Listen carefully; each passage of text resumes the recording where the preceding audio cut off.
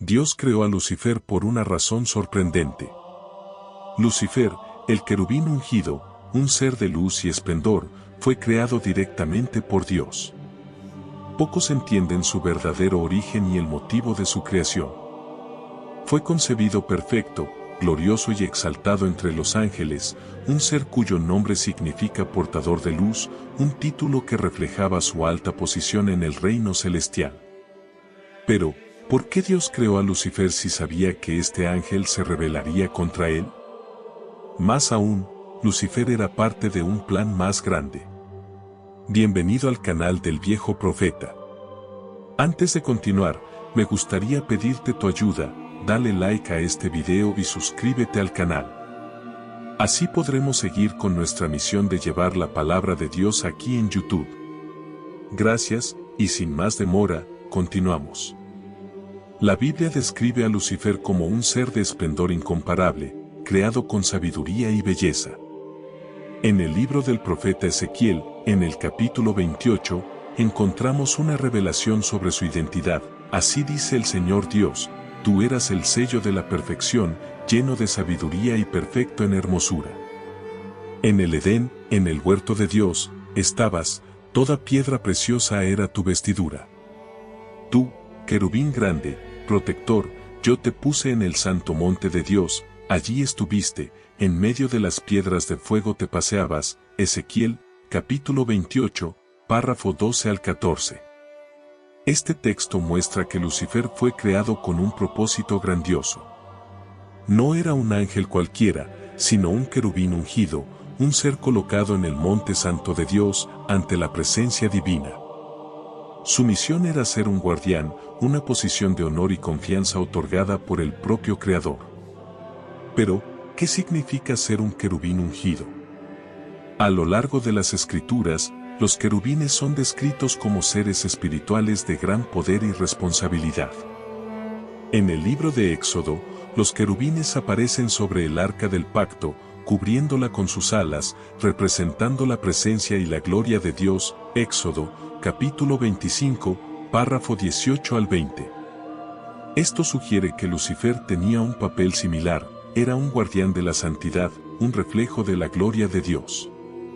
Si Lucifer fue creado perfecto, hermoso y sabio, ¿cómo surgió la corrupción en él? La Biblia no dice que Dios creó el mal, sino que Lucifer, por su propia elección, se desvió de la perfección. El texto de Ezequiel continúa: perfecto eras en todos tus caminos desde el día que fuiste creado, hasta que se halló en ti maldad. Ezequiel, capítulo 28, párrafo 15. Este detalle es crucial. Él era perfecto en sus caminos, pero la iniquidad fue hallada en él. Esto indica que su corrupción no vino de fuera, sino que nació dentro de su propio corazón. Pero, ¿qué significa exactamente esta iniquidad? El profeta Isaías, en su libro, da más detalles, como caíste del cielo, oh lucero, hijo de la mañana. Cortado fuiste por tierra, tú que debilitabas a las naciones. Tú que decías en tu corazón: subiré al cielo, en lo alto, junto a las estrellas de Dios, levantaré mi trono. Seré semejante al Altísimo. Isaías, capítulo 14, párrafo 12 al 14. Aquí está el gran misterio: Lucifer deseó ser semejante a Dios. Esto no significa que quisiera tomar el lugar del Creador, sino que ambicionaba un nivel de autoridad y gloria que no le pertenecía. ¿Será que antes de su caída, Lucifer ejercía una función similar a la de Cristo? Después de todo, ambos son descritos como portadores de luz. Juan, capítulo 8, párrafo 12. Sin embargo, mientras que Cristo es la luz verdadera que ilumina a todo hombre, Juan, capítulo 1, párrafo 9, Lucifer era solo un reflejo de esa luz. No era la fuente, sino solo un espejo. Esta distinción es crucial para entender su caída. Cristo, siendo Dios, se humilló y se hizo siervo. Filipenses, capítulo 2, párrafos 6 al 8. Lucifer, siendo una criatura, se exaltó y quiso ser adorado. Esta diferencia entre humildad y soberbia selló su destino. Si Lucifer era un ser tan elevado y cercano al trono divino, ¿cómo permitió que la corrupción entrara en su corazón? Este es el punto que nos lleva a su rebelión. Algo dentro de él cambió, y esto tuvo consecuencias que afectaron a toda la creación. Lucifer estaba entre los seres más exaltados de la creación celestial. Un guardián de la santidad, envuelto en la luz de la gloria de Dios. Pero algo cambió dentro de él. Nació un deseo ardiente, un pensamiento que lo separaría para siempre del propósito divino. El ángel perfecto ahora deseaba algo más allá de lo que le había sido concedido. Y esta ambición dio origen a la mayor rebelión en la historia de la creación.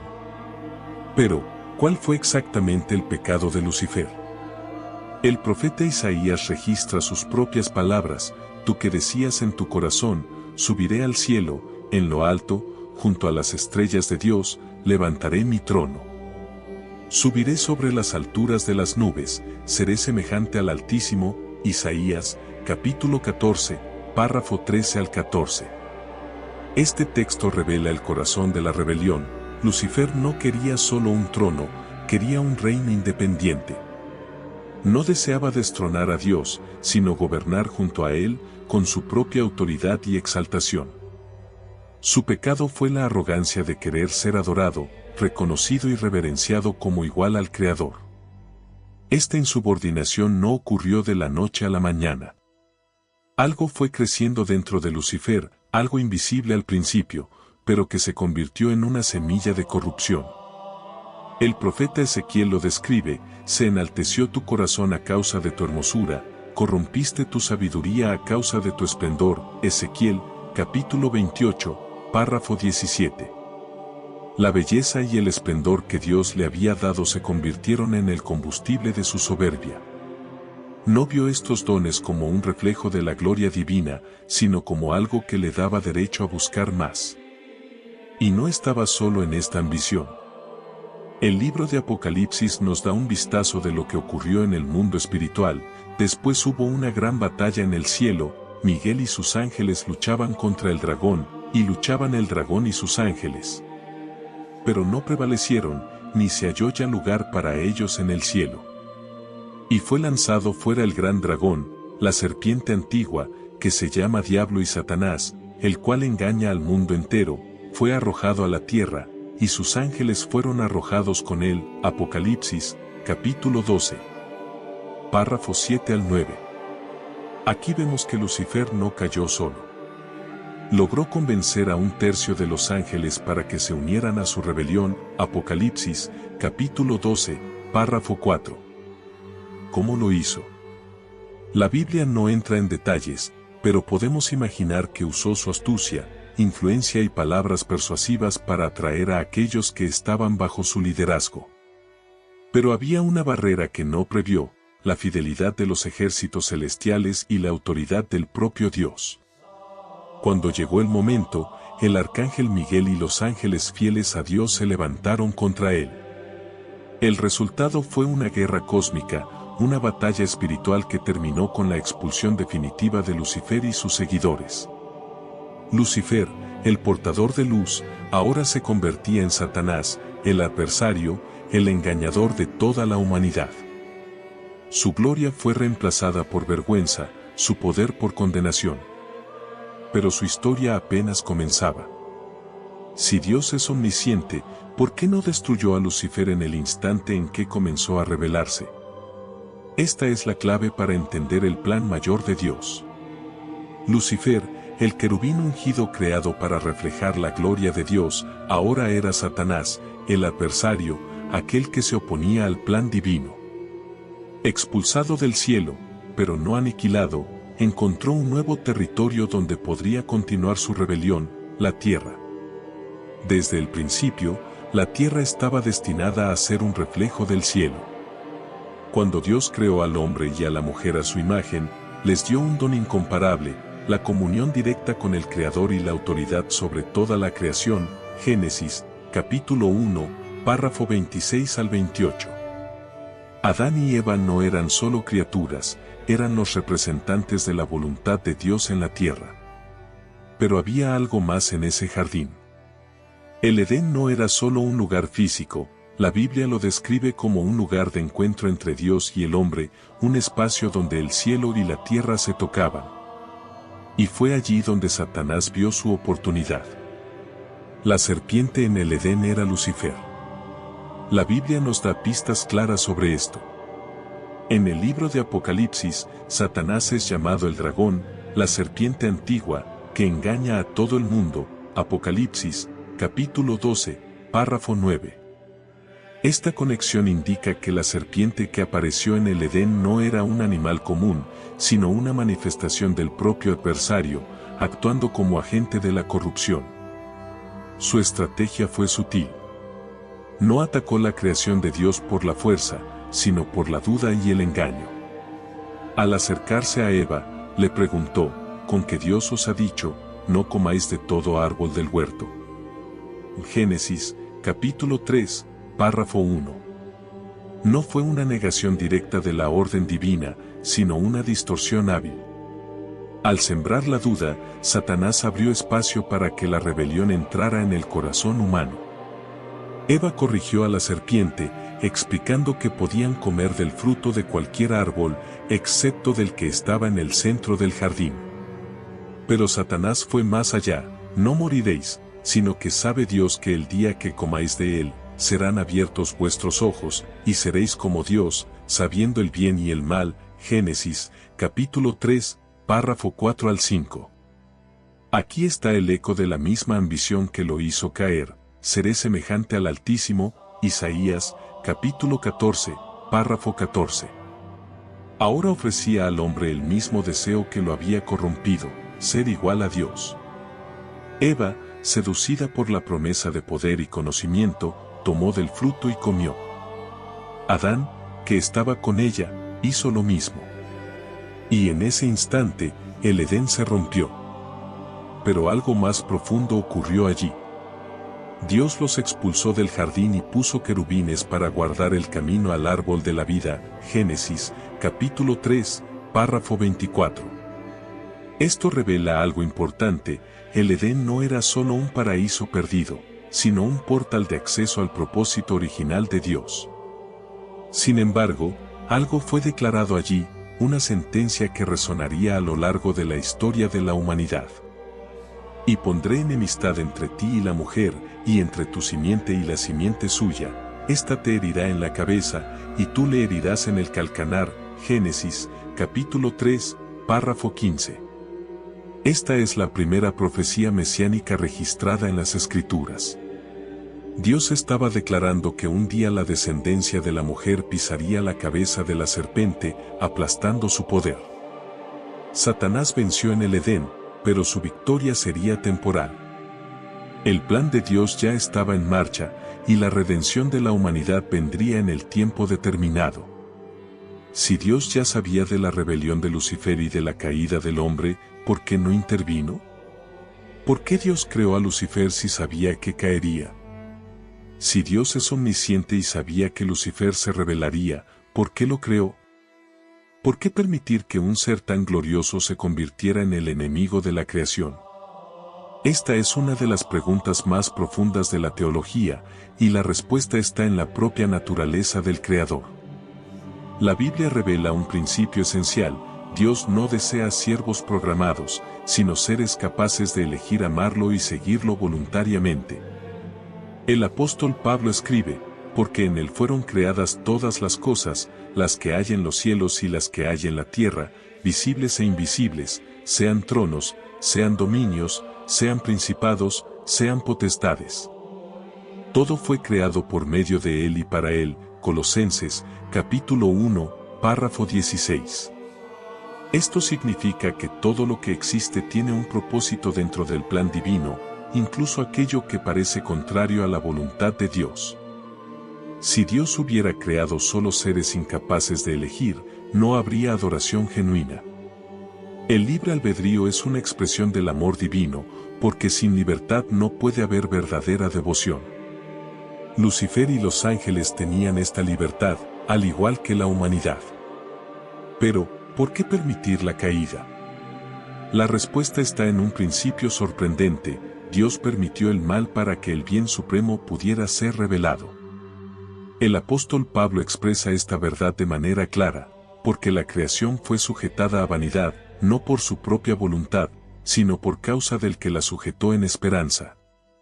Porque también la creación misma será libertada de la esclavitud de corrupción, a la libertad gloriosa de los hijos de Dios. Romanos, capítulo 8, párrafo 20 al 21. Este pasaje revela que Dios permitió la existencia del mal temporalmente porque sabía que, al final, su gloria se manifestaría de una manera aún mayor. Sin la caída de Lucifer, no habría un contraste entre la luz y las tinieblas.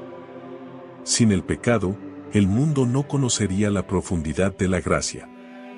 Sin la cruz, nunca conoceríamos el verdadero amor de Dios. El plan de redención no fue una respuesta a la rebelión, sino algo que ya existía antes de la fundación del mundo. Pedro escribe, sabiendo que fuisteis rescatados de vuestra vana manera de vivir, la cual recibisteis de vuestros padres, no con cosas corruptibles, como oro o plata, sino con la sangre preciosa de Cristo, como de un cordero sin mancha y sin contaminación, ya destinado desde antes de la fundación del mundo. 1 Pedro, capítulo 1, párrafo 18 al 20. Esto significa que la muerte y la resurrección de Cristo ya eran parte del plan divino antes de la creación. Dios sabía que el hombre pecaría, que el diablo se levantaría contra él, y aún así permitió todo esto porque el final ya estaba decretado. Si Lucifer nunca hubiera caído, la humanidad nunca conocería la profundidad de la misericordia de Dios, la grandiosidad de su justicia y la inmensidad de su amor. La rebelión no cambió el plan de Dios, simplemente reveló de manera más intensa la gloria de aquel que gobierna todas las cosas.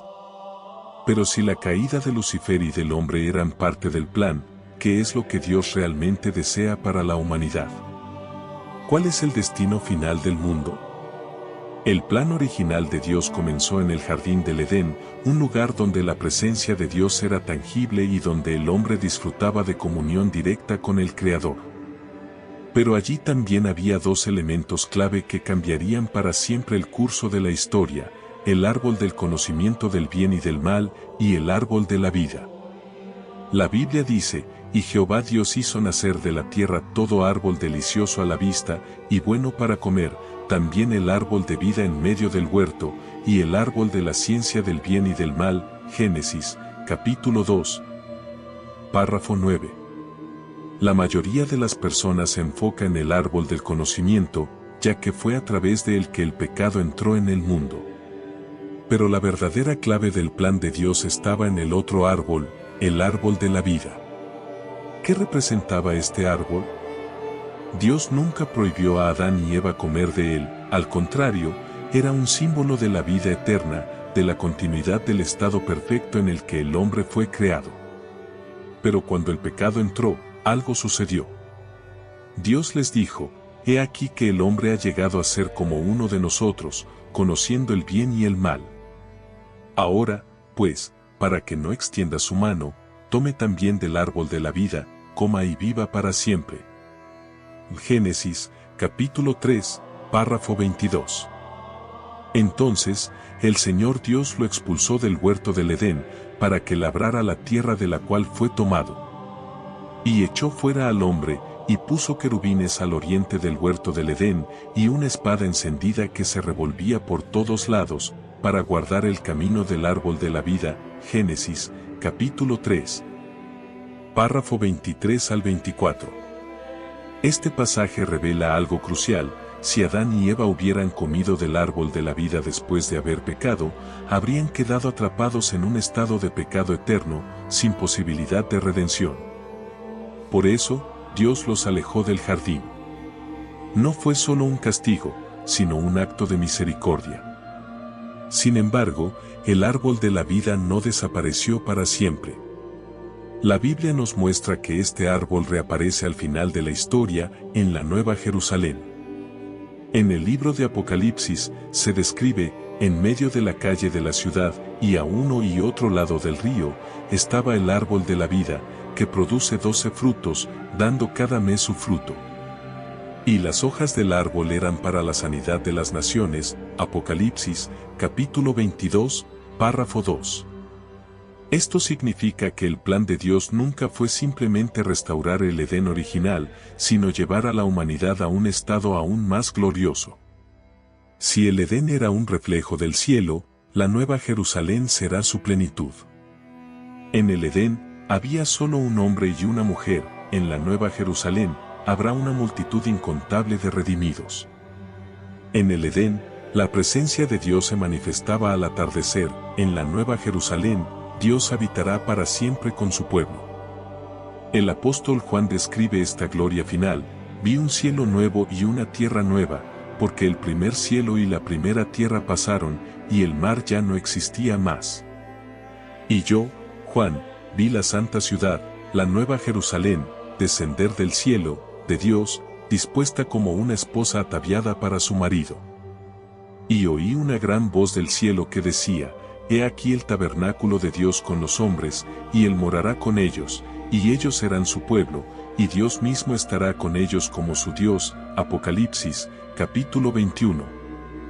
Párrafo 1 al 3. Todo lo que ha sucedido, desde la caída de Lucifer hasta el pecado en el Edén y la historia de la humanidad, está convergiendo hacia este momento final. Pero si Dios está restaurando todas las cosas, ¿qué sucederá con aquel que intentó destruir este plan? ¿Cuál será el destino final de Lucifer? Desde el momento en que Lucifer se rebeló, su destino ya estaba decretado. Fue expulsado del cielo, maldecido en el Edén, derrotado en la cruz de Cristo, y al final de los tiempos, enfrentará su condena definitiva. Pero, ¿por qué Dios no lo destruyó de inmediato? ¿Por qué permitir que aún tenga influencia en el mundo? La respuesta está en el propósito más profundo de la soberanía divina. La Biblia enseña que Satanás no actúa fuera del control de Dios. En varias partes de las Escrituras, vemos que incluso necesita permiso para tocar la vida de los seres humanos. Por ejemplo, en el libro de Job, Satanás tuvo que pedir permiso a Dios para probar a Job. Job, capítulo 1, párrafo 6 al 12. De manera similar, en el libro de Lucas, Jesús le dijo a Pedro: Simón, Simón, he aquí Satanás os ha pedido para zarandearos como a trigo, pero yo he rogado por ti, que tu fe no falte. Lucas, capítulo 22. Párrafo 31. Esto muestra que Dios usa incluso la rebelión del enemigo para cumplir su plan eterno. Jesús mismo declaró: ahora es el juicio de este mundo, ahora el príncipe de este mundo será echado fuera. Y yo, si fuere levantado de la tierra, a todos atraeré a mí mismo. Juan, capítulo 12, párrafo 31 al 32. Aquí, Jesús revela que su muerte en la cruz marcó el comienzo del fin del dominio de Satanás. Aunque ya ha sido derrotado espiritualmente, su sentencia final aún no se ha ejecutado. La Biblia nos da una visión detallada de su destino final, y el diablo que los engañaba fue lanzado en el lago de fuego y azufre, donde estaban la bestia y el falso profeta. Y serán atormentados día y noche por los siglos de los siglos. Apocalipsis, capítulo 20, párrafo 10. Este es el punto culminante de la historia. Satanás será arrojado al lago de fuego, no para reinar, sino para ser atormentado eternamente. Contrario a lo que algunos piensan, él no será el rey del infierno, porque el infierno no fue creado para él. De hecho, Jesús dijo: apartaos de mí, malditos, al fuego eterno preparado para el diablo y sus ángeles. Mateos, capítulo 25, párrafo 41. Esto revela un detalle importante: el lago de fuego no fue creado para la humanidad, sino para Satanás y sus seguidores. Entonces, ¿por qué algunas personas serán condenadas junto con él? Porque rechazaron el plan de redención ofrecido por Dios. Así como los ángeles caídos eligieron seguir a Lucifer, aquellos que rechazan a Dios eligen compartir su destino. Pero hay algo aún más profundo: la existencia misma de Lucifer, su caída y su destrucción, sirven para glorificar a Dios. El apóstol Pablo explica: porque la Escritura dice a Faraón: Para esto mismo te he levantado, para mostrar en ti mi poder, y para que mi nombre sea anunciado por toda la tierra. Romanos, capítulo 9. Párrafo 17. Así como Dios permitió que Faraón se levantara para demostrar su poder al liberar a Israel, permitió la existencia de Satanás para mostrar su justicia, santidad y soberanía. Al final, cuando el diablo sea arrojado al lago de fuego, todo el universo verá que Dios es justo y que su victoria siempre ha sido absoluta. El destino de Lucifer no es solo una derrota personal, sino una declaración eterna de que solo Dios es digno de honor y adoración. La caída de Satanás, el pecado del hombre y toda la historia de la humanidad convergen en un solo propósito: revelar la gloria de Dios en su totalidad. El Edén será restaurado, el árbol de la vida florecerá nuevamente, y la humanidad redimida vivirá para siempre en la presencia del Creador. Lucifer, quien intentó frustrar este plan, descubrirá que su rebelión solo sirvió para engrandecer aún más el nombre de Dios. La historia de la creación y el final de Lucifer nos muestran algo grandioso: nada jamás estuvo fuera del control de Dios.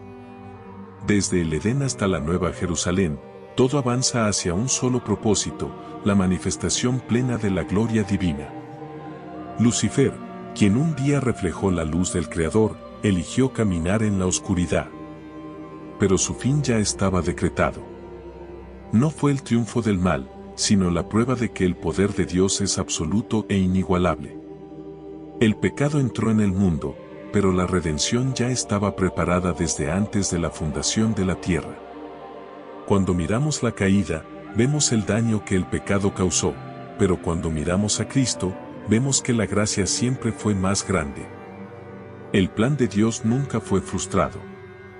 Su propósito siempre ha sido llevarnos de vuelta a nuestro estado original, no solo como criaturas, sino como hijos reconciliados.